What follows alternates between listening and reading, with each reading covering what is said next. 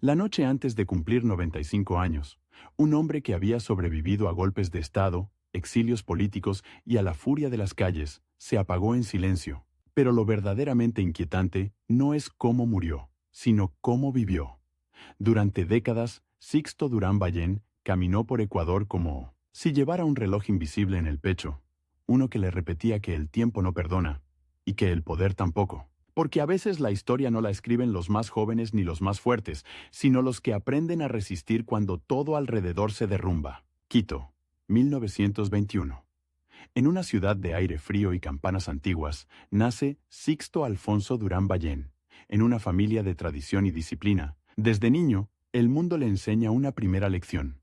El país es hermoso, sí, pero también es frágil. Ecuador vive sacudido por crisis, caudillismos, promesas que se rompen como vidrio. Y en ese paisaje, el carácter se forma temprano. No hay épica infantil de película. Hay estudio, exigencia, una idea fija de orden y de deber. Sixto crece con la sensación de que la vida no se improvisa. Se construye, ladrillo por ladrillo. La educación se convierte en su herramienta. En un país donde el futuro suele depender de la suerte o del apellido, él decide depender del método. Se forma como arquitecto. Y esa elección no es un detalle. La arquitectura le enseña a mirar el territorio como un problema concreto, medible, solucionable. Donde otros ven caos, él ve planos. Donde otros ven discursos, él ve estructuras. Aprende a pensar en términos de ciudad, de espacio público, de cómo vive la gente cuando la política deja de ser una palabra y se vuelve una calle sin alcantarillado, una casa sin agua, un barrio sin transporte. Pero Ecuador no es un tablero limpio. Es un país donde la modernidad llega a trompicones, donde la desigualdad se ve en la misma cuadra. Una fachada elegante y, a pocos pasos, una familia apretada en una habitación húmeda. Sixto observa, toma nota, y empieza a entender que el poder real no está solo en los palacios, sino en las decisiones pequeñas que cambian la vida cotidiana. Esa idea lo empuja hacia la gestión pública, hacia el lugar donde los planos se convierten en obras, o se quedan en papel. En los años en que el país busca rumbo, él entra en la vida pública con una mezcla rara. Tecnócrata y político, hombre de números y de calle. No llega como un agitador, sino como alguien que promete hacer funcionar las cosas. Y en Ecuador, esa promesa puede ser más peligrosa que cualquier consigna, porque choca con intereses, con redes, con costumbres. La política no perdona a quien intenta ordenar lo que otros prefieren mantener confuso. Quito lo ve crecer como figura pública. Su nombre empieza a circular en oficinas, en reuniones, en conversaciones donde se decide el destino de barrios enteros. Y entonces llega un punto de no retorno. La alcaldía de Quito. Para muchos, ser alcalde es administrar. Para él, es una batalla por la ciudad. Porque Quito no es solo una capital. Es un organismo vivo, con tráfico, con migración interna, con presión demográfica, con necesidades que se multiplican más rápido que los presupuestos. Como alcalde, Durán Ballén se enfrenta a un enemigo que no tiene rostro, pero sí fuerza. La inercia, la burocracia que retrasa, el interés que bloquea, la crítica que destruye sin proponer. Y también se enfrenta a algo más íntimo. La expectativa. Cuando alguien promete eficiencia, la gente no espera discursos, espera resultados. Y los resultados, en una ciudad, se ven o no se ven, no hay maquillaje posible. En esos años, su estilo se define.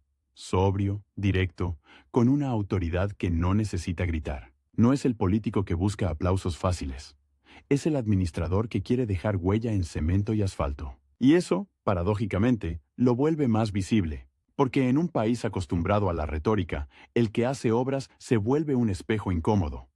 Obliga a comparar. Pero la política ecuatoriana es un terreno donde el éxito también genera enemigos. Cada decisión toca intereses. Cada obra mueve dinero, contratos, influencias, y cada paso hacia la modernización despierta resistencias.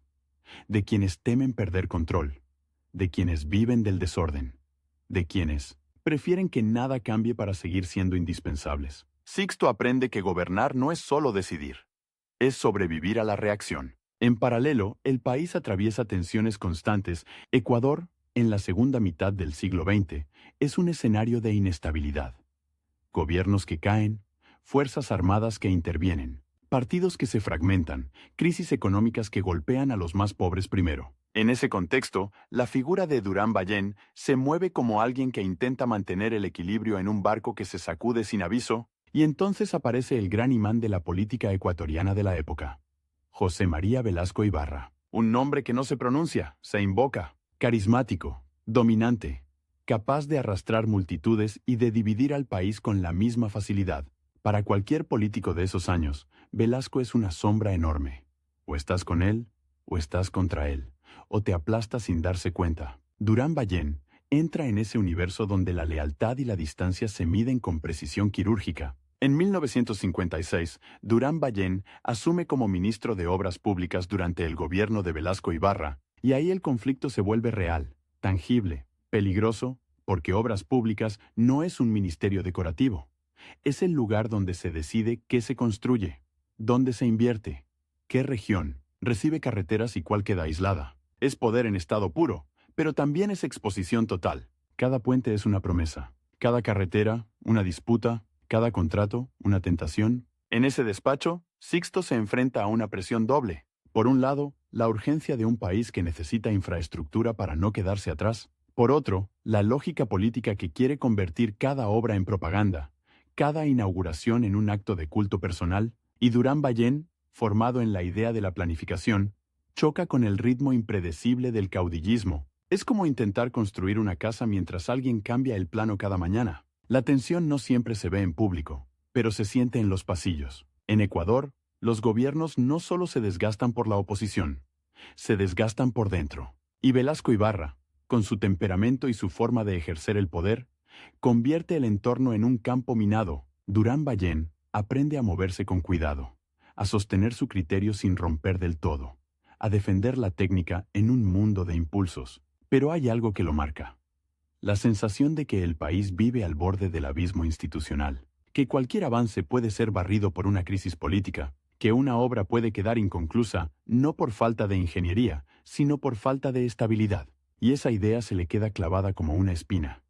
Ecuador necesita orden, continuidad, reglas que no cambien con cada nuevo grito en la plaza. Los años pasan y su nombre no desaparece. Se mantiene como una figura de gestión, de Estado, alguien que entiende el aparato público desde adentro. Y sin embargo, la política ecuatoriana no permite trayectorias lineales. Hay momentos en que el escenario se oscurece, en que el país se vuelve más áspero, más impredecible. Durán Ballén ve cómo la confianza en las instituciones se erosiona, cómo la gente se cansa de promesas, cómo la calle se vuelve juez. En ese clima, él toma una decisión que parece simple, pero no lo es. Seguir en un país donde la reputación se destruye en un titular, donde el prestigio se vuelve sospechoso, donde la experiencia se confunde con ambición. Seguir cuando muchos prefieren retirarse antes de mancharse. Y esa persistencia tiene un costo. Cada paso lo acerca más al centro del huracán, porque cuanto más se acerca al poder, más claro se vuelve el verdadero conflicto que lo acompañará toda la vida. La lucha entre la planificación y el caos político, entre la obra concreta y la promesa vacía, entre el Estado que funciona y el Estado capturado por intereses, no es un conflicto romántico, es un conflicto brutal, cotidiano, que se decide en presupuestos, en decretos, en alianzas incómodas, y mientras tanto, el reloj invisible sigue corriendo. No es un reloj de juventud, sino de oportunidad. Durán Ballén entiende que en Ecuador las ventanas se abren y se cierran de golpe, que si no actúas cuando puedes, quizá no vuelvas a poder. Esa conciencia del tiempo político, del tiempo histórico, empieza a moldear su ambición de una manera particular. No como deseo de protagonismo, sino como necesidad de intervenir antes de que el país vuelva a caer en el mismo ciclo. Al final de esta primera etapa, Sixto Durán Ballén ya no es solo un arquitecto que entró al Estado. Es un hombre que ha visto el poder desde adentro, que ha sentido la presión de gobernar bajo un líder inmenso, que ha aprendido que la obra pública puede ser salvación o arma, y sobre todo, es alguien que ha entendido una verdad incómoda. En Ecuador, el futuro no se hereda, se pelea, y la pelea apenas está comenzando. Dicen que el poder envejece a los hombres. En el caso de Sixto Durán Ballén, fue al revés. El hombre envejeció, y el poder, de pronto, se vio obligado a hacerle espacio. Porque cuando la mayoría se retira, cuando el país cree que ya no hay sorpresas, aparece un político de más de 70 años y decide jugar la partida más peligrosa de su vida. No por vanidad, por urgencia, como si alguien le hubiera susurrado al oído una fecha límite. Si no lo haces ahora, no lo harás nunca. Tras los años de ministerio y gestión, Durán Ballén vuelve una y otra vez al mismo dilema. Ecuador cambia de gobierno como quien cambia, de humor, y cada cambio amenaza con borrar lo construido. Él, que piensa en carreteras y ciudades como sistemas, mira la política como un terreno que se hunde bajo los pies, y aún así, no se va. Se queda orbitando el centro, aprendiendo el lenguaje de los pactos, el precio de las lealtades, la fragilidad de las instituciones. En 1984, esa paciencia se convierte en un salto. León Febres Cordero llega a la presidencia y Durán Ballén asume la alcaldía de Quito. La capital no es un cargo, es una prueba de fuego. Quito crece, se congestiona, se desborda. La ciudad es una montaña de problemas apilados. Transporte, servicios, barrios que se expanden sin planificación, tensiones sociales, que se sienten en el aire frío de la sierra. Y él gobierna como arquitecto, con obsesión por el trazo, por la obra visible, por la idea de que el Estado debe notarse en la vida diaria, pero la política ecuatoriana no premia la eficiencia. La sospecha, cada decisión abre un frente, cada contrato despierta recelos, cada obra genera enemigos silenciosos y, sobre todo, cada éxito municipal lo empuja hacia una pregunta inevitable. Si puede ordenar una ciudad, ¿por qué no un país? Ahí aparece el primer gran giro.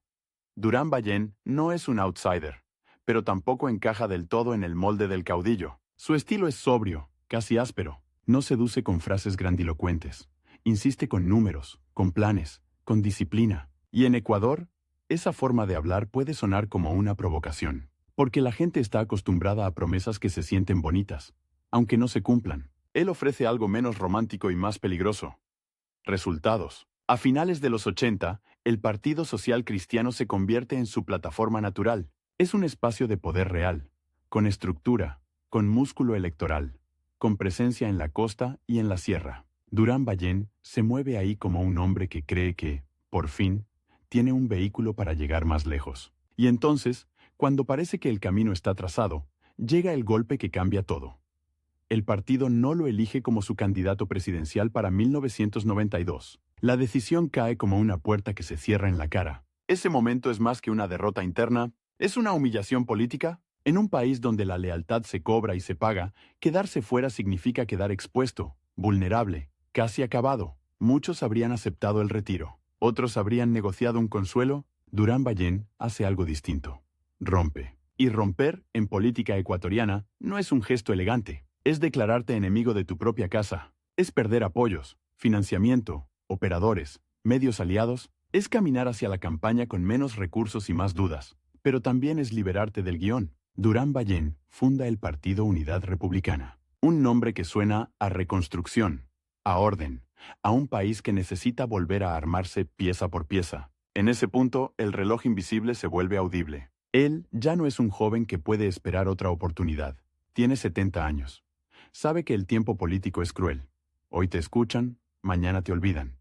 Y decide apostar todo. No hay margen para una campaña tibia, no hay margen para casi.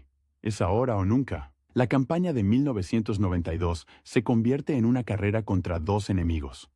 El sistema que lo dejó fuera y la percepción pública de que su tiempo ya pasó. En un país donde la juventud se vende como sinónimo de cambio, él aparece como un hombre mayor que habla de disciplina fiscal, de modernización del Estado, de reformas, y sin embargo, algo empieza a encenderse. Quizá porque Ecuador está cansado de crisis, de inflación, de promesas rotas, cansado de ver cómo el Estado se vuelve botín, y cuando un país se cansa de verdad, escucha incluso a quien no grita. Durán Ballén encuentra un aliado clave, Alberto Dajic, un economista joven, técnico, con energía y discurso de modernización. La dupla es un contraste perfecto, experiencia y empuje, sobriedad y velocidad, y ese contraste se vuelve un gancho.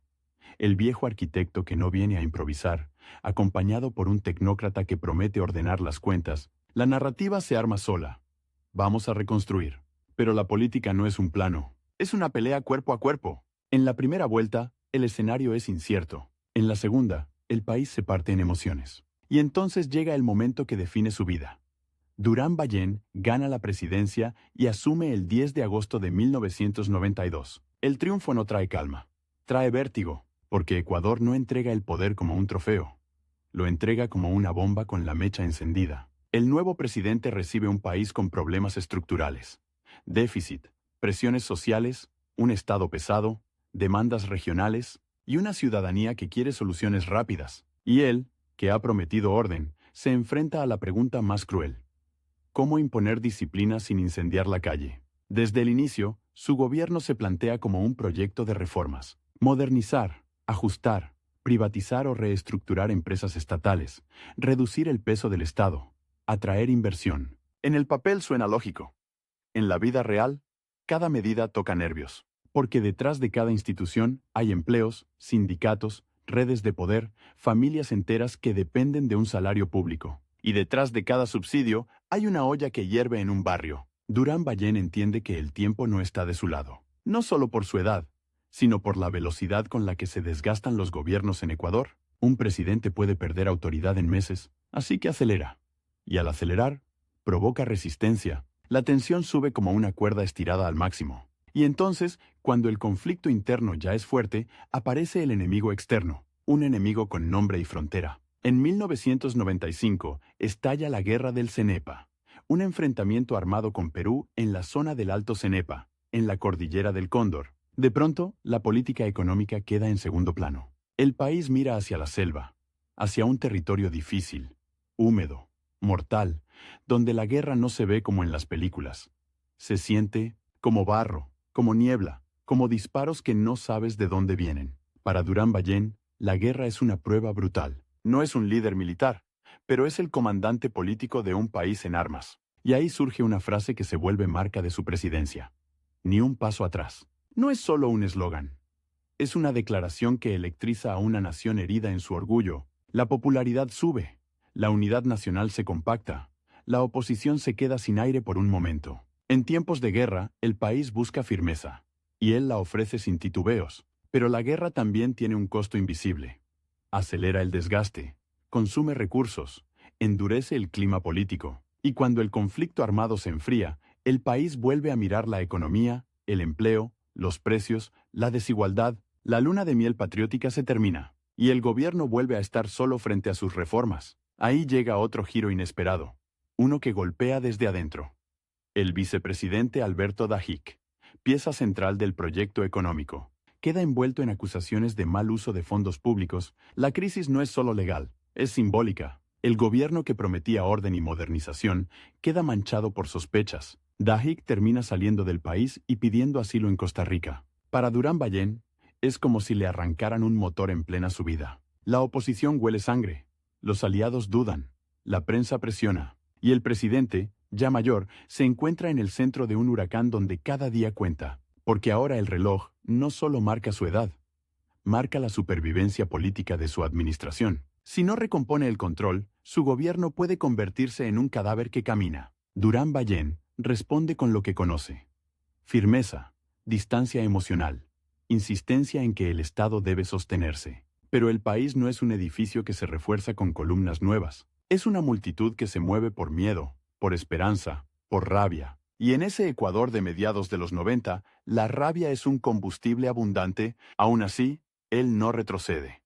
Mantiene el rumbo reformista, intenta sostener la gobernabilidad, busca acuerdos, enfrenta protestas, soporta el desgaste. Su presidencia se convierte en una batalla de resistencia, contra la crisis económica, contra la fragmentación política, contra la desconfianza, contra el golpe moral de perder a su vicepresidente, contra el ruido constante de un país que no se deja domesticar. Y en medio de todo, hay una imagen que lo define: un hombre de cabello blanco, de voz firme, que parece gobernar como si cada día fuera una cuenta regresiva, como si supiera que no habrá segunda oportunidad para dejar una marca, como si el poder, en vez de rejuvenecerlo, lo estuviera empujando hacia el borde. Porque el verdadero conflicto de Durán Ballén no es solo con la oposición o con Perú, es con el propio Ecuador.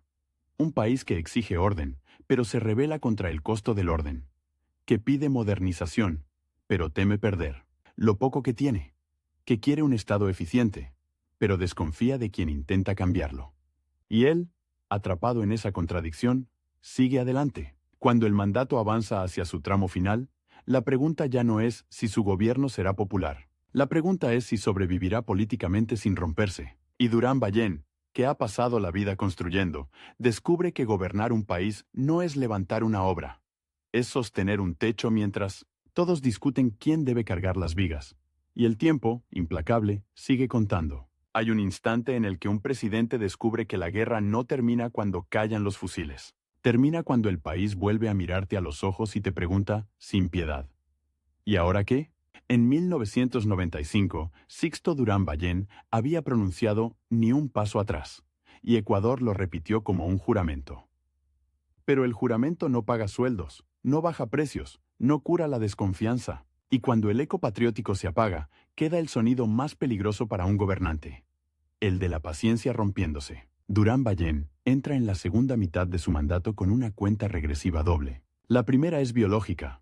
Gobierna con más de 70 años, con la sensación de que cada mes perdido es irrecuperable. La segunda es política. En Ecuador, el poder se deshace rápido, como yeso mojado, y él lo sabe. Por eso insiste en acelerar reformas, en empujar un Estado que considera pesado, ineficiente, capturado por intereses. Pero acelerar en un país desigual es como pisar el acelerador en una carretera llena de baches.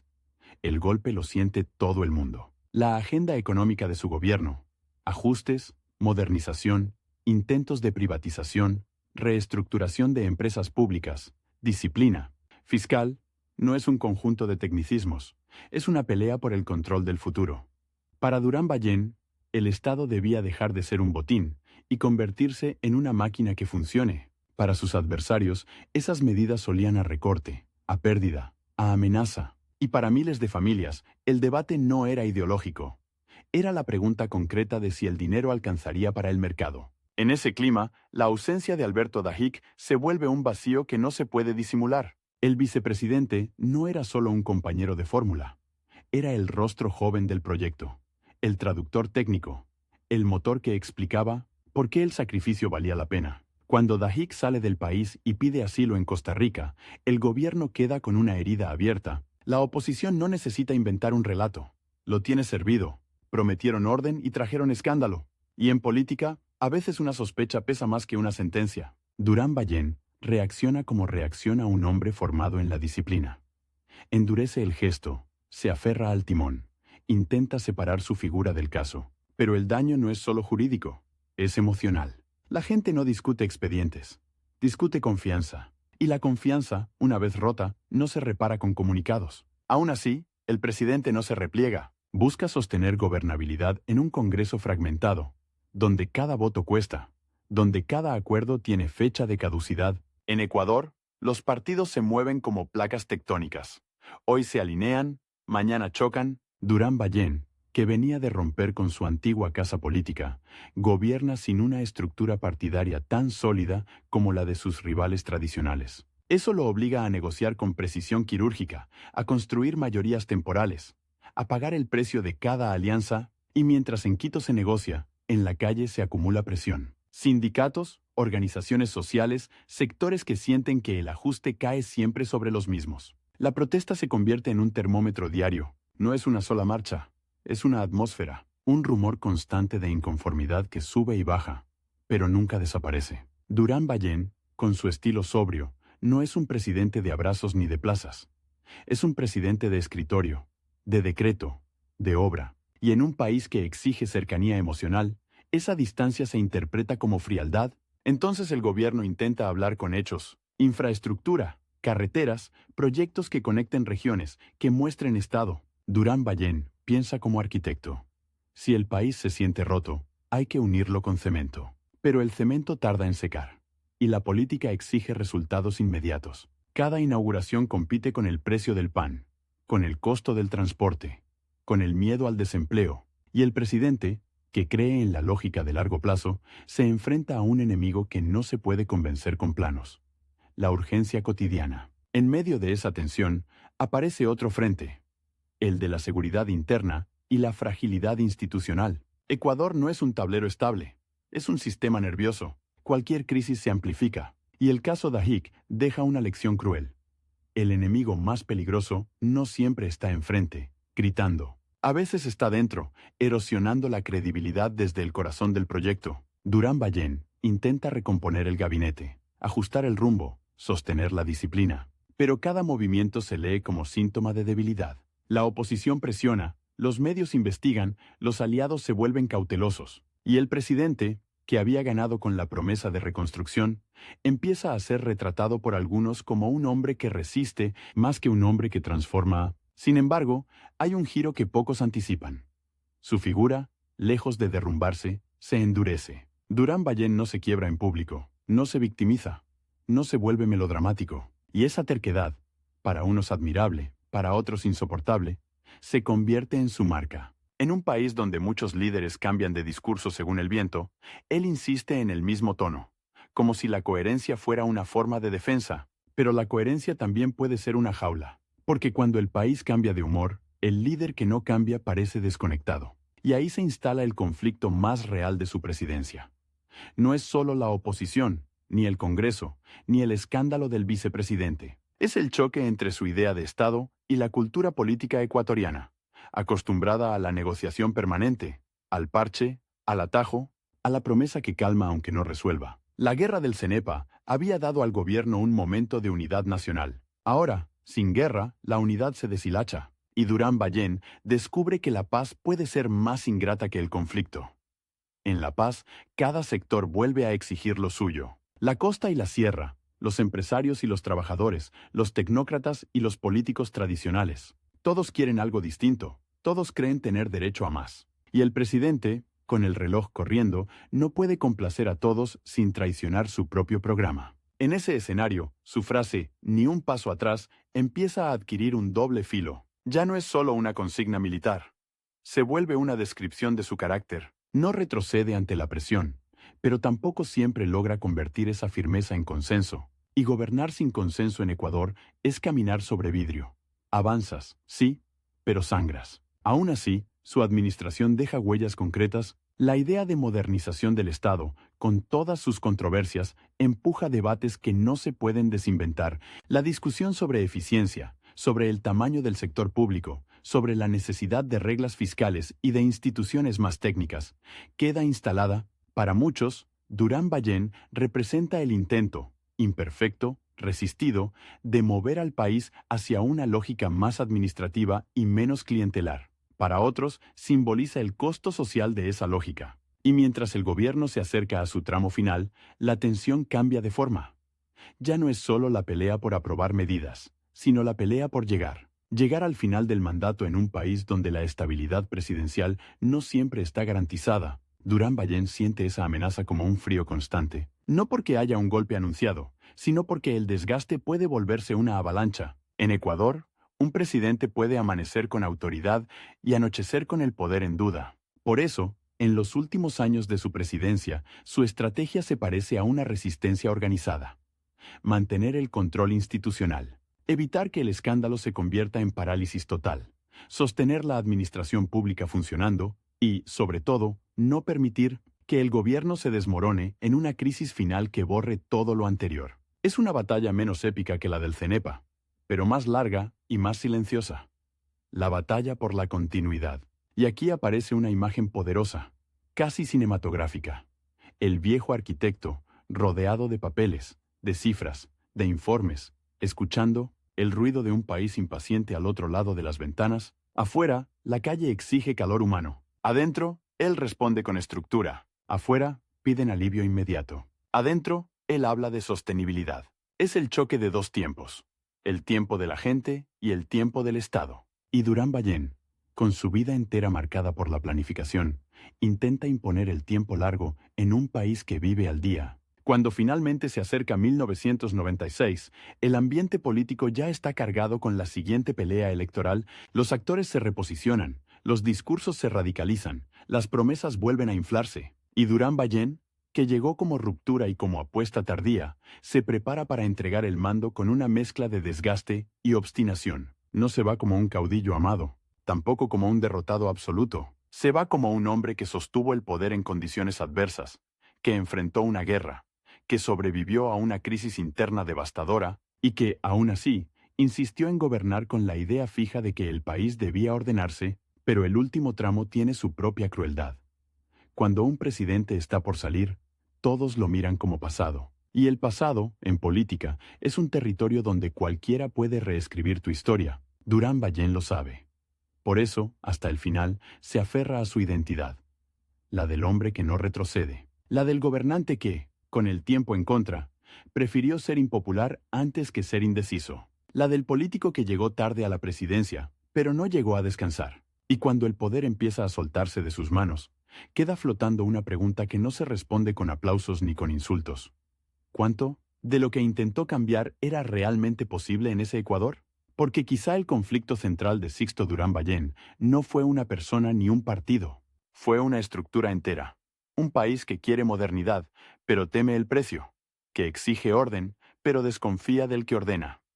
Que pide un Estado fuerte, pero rechaza la disciplina que lo hace fuerte. El reloj, implacable, sigue contando. Y Durán Ballén, que llegó a Carondelet como si fuera su última obra, se acerca al momento de dejar el plano sobre la mesa, sabiendo que otros construirán encima, tal vez derribando paredes, tal vez usando sus cimientos, tal vez fingiendo que nunca existieron. El 10 de agosto de 1996, cuando Sixto Durán Ballén entrega la banda presidencial, no hay música capaz de tapar el sonido real del poder cuando se va.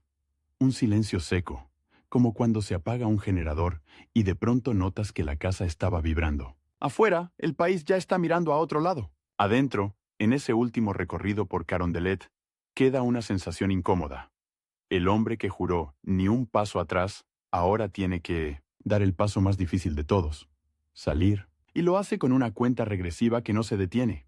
Ya no es el calendario electoral, es el cuerpo. A los 74 años, el tiempo deja de ser una metáfora política y se convierte en una presión física, diaria, inevitable. La transición no le ofrece un final cinematográfico. Ecuador no acostumbra despedidas solemnes. Acostumbra reemplazos rápidos. Durán Ballén vuelve a ser, de golpe, un expresidente en un país donde el título pesa menos que el presente. Y sin embargo, su salida no es una retirada, es un cambio de trinchera. Porque el conflicto que lo persiguió en el poder, la pelea contra un Estado que él veía pesado y contra una cultura política que él consideraba adicta al atajo, no desaparece cuando se cierra la puerta del despacho, solo cambia de forma. En los meses siguientes, el país entra en una espiral que hace que su presidencia se vea, para algunos, como un paréntesis de estabilidad relativa. Abdalá Bucaram cae en 1997. El sistema político se sacude. La palabra ingobernabilidad deja de ser un concepto académico y se vuelve una escena cotidiana, y ahí aparece el primer giro. El hombre que fue criticado por frío y distante empieza a ser recordado por una cualidad que en Ecuador se vuelve oro cuando todo tiembla: haber terminado su mandato. No es un premio moral, es un dato brutal. En un país donde los presidentes pueden ser devorados por la calle o por el Congreso, llegar al final se convierte en una forma de victoria. Durán Ballén observa ese Ecuador desde una posición extraña. Ya no decide, pero su sombra sigue en la conversación. Cada vez que alguien habla de reformas, de disciplina fiscal, de modernización del Estado, su nombre aparece como antecedente, como advertencia o como ejemplo. Y cada vez que alguien menciona la guerra del Cenepa, vuelve la imagen de aquel presidente mayor, con voz firme, diciendo: ni un paso atrás, como si fuera una orden tallada en piedra. La frase se independiza de él. Empieza a circular sola, como un objeto político que otros intentan usar. Pero la historia no le concede descanso. El caso de Alberto Dajic, que había golpeado su gobierno, sigue flotando en el aire político ecuatoriano durante años, como una mancha que nunca termina de secarse. Durán Ballén insiste en separar su figura de ese episodio, en defender la idea de que su administración no fue un proyecto de corrupción, sino de orden. Y aquí está su batalla más íntima después del poder: la pelea por el relato. Porque un expresidente no controla presupuestos ni decretos, pero puede intentar controlar algo igual de decisivo. ¿Cómo será recordado? En entrevistas, en apariciones públicas, en conversaciones con periodistas y académicos, su tono no cambia. No se vuelve un hombre de confesiones dramáticas, no se reinventa. Mantiene esa sobriedad casi arquitectónica. Habla de estructuras, de instituciones, de lo que se construye y lo que se derrumba. Y esa coherencia, que durante su mandato fue una jaula, en la vejez se convierte en una armadura. Mientras otros políticos cambian de piel para sobrevivir, él se queda con la misma, para bien o para mal.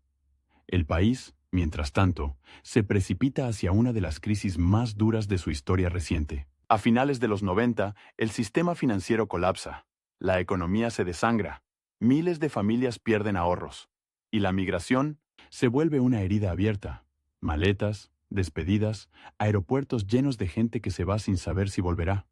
En el año 2000 llega la dolarización, y Ecuador cambia de moneda como quien cambia de piel en medio de una fiebre. En ese contexto, la discusión sobre el tamaño del Estado, sobre disciplina, sobre reformas, ya no es ideológica, es supervivencia. Y el nombre de Durán Ballén vuelve a aparecer, esta vez con un matiz distinto. Algunos lo señalan como parte de una ruta de modernización, que no se completó.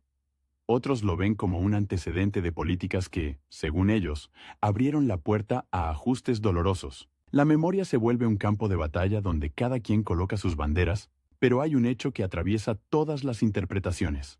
Durán Ballén no desaparece, no se exilia, no se encierra en un silencio total. Permanece como figura pública, como referencia, como un hombre al que se le pregunta por el país, incluso cuando el país ya no le pertenece. Y esa permanencia tiene un costo.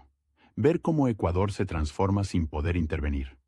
Ver cómo las instituciones que intentó ordenar se doblan otra vez. Ver cómo la política vuelve a girar hacia el corto plazo. Para alguien que pensaba en planos y cimientos, debe haber sido una tortura silenciosa. Contemplar cómo se construye sobre terreno inestable sin reforzar la base. Con los años, su vida se va estrechando hacia lo esencial. La edad impone su propia agenda. El cuerpo marca límites.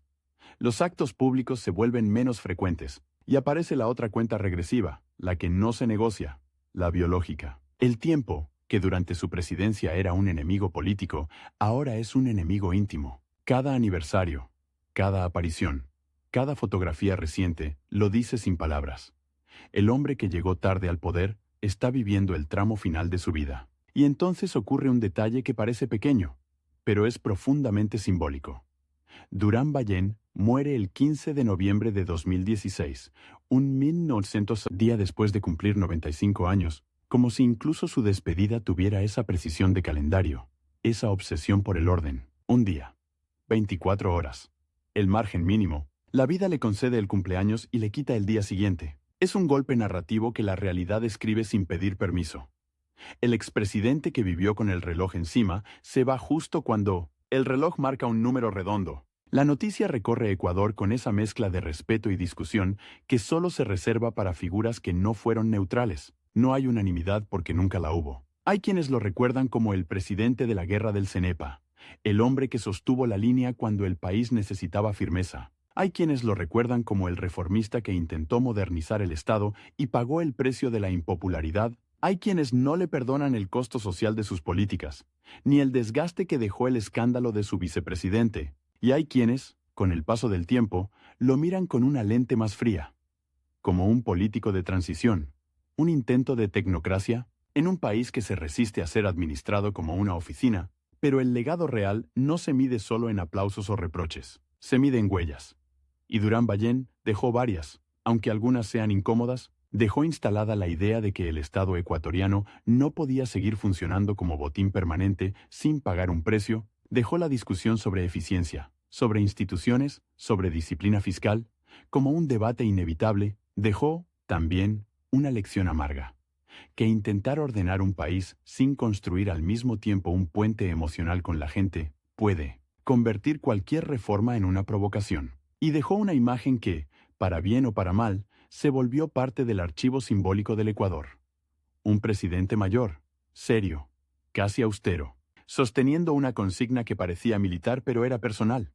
No retroceder. Hay un último giro, quizá el más inesperado. Con el tiempo, su figura se vuelve menos un personaje de pelea partidista y más un espejo. Cada generación lo mira distinto. Para algunos jóvenes que no vivieron su gobierno, Durán Ballén es casi una figura de archivo, un nombre asociado a una guerra y a una frase. Para quienes sí lo vivieron, es un recuerdo con textura. el precio del mercado, las protestas, la sensación de un país dividido y, al mismo tiempo, la idea de que, en medio del caos latinoamericano de los 90, Ecuador tuvo un presidente que no se desmoronó en público. Y ahí, en esa contradicción, está su verdadera herencia. Sixto Durán Ballén no fue un líder diseñado para gustar. Fue un líder diseñado para resistir. Su conflicto central, real, documentado, visible, fue contra la inercia del sistema político ecuatoriano y contra la impaciencia social frente a reformas que exigían sacrificio. Peleó contra el Congreso fragmentado, contra la calle encendida, contra el golpe a la credibilidad que significó la salida de Dajic, contra la tentación de gobernar con carisma en lugar de estructura. Y peleó, sobre todo, contra el tiempo de un mandato que se acorta cada día, y el tiempo de una vida que, incluso con 95 años, se va en un parpadeo. Si uno pudiera cerrar esta historia con una imagen, no sería la de un palacio ni la de un desfile militar, sería algo más íntimo y más duro. Un plano extendido sobre una mesa, con líneas rectas y medidas exactas, mientras afuera el país cambia de humor como cambia el clima en los Andes. Durán Ballén creyó que Ecuador podía sostenerse con estructura. Ecuador le respondió con su verdad, que la estructura sin confianza se agrieta, y que la confianza sin estructura se derrumba. Entre esas dos fuerzas vivió su presidencia. Entre esas dos fuerzas se escribió su nombre. Y cuando el eco de «ni un paso atrás» vuelve a sonar en la memoria colectiva, ya no suena solo como consigna de guerra. Suena como el resumen de un hombre que llegó al poder tarde. Gobernó con el reloj en la nuca. Salió sin aplausos unánimes. Y aún así, dejó algo que no se borra fácil. La sensación de que, por un momento, Ecuador fue dirigido por alguien que prefería perder popularidad antes que perder el control de su propio rumbo.